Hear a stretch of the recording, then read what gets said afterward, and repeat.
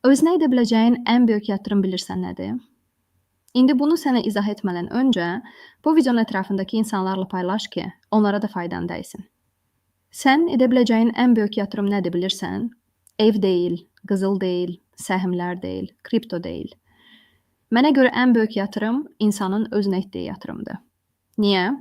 Çünki bazar çökə bilər, iqtisadiyyat dəyişə bilər, işini itirə bilərsən, pulunu itirə bilərsən. Amma özünə qatdığın bilik, bacarıq, intizam və xarakter səndən alına bilməz.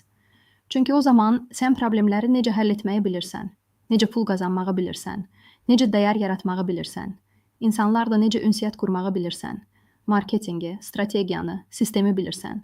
Bunları səndən heç kim ağa bilməz. İnsanlar pulu sərvət zənn edir. Amma xeyr. Əsl sərvət sənin beyninin içindəki proqramdır.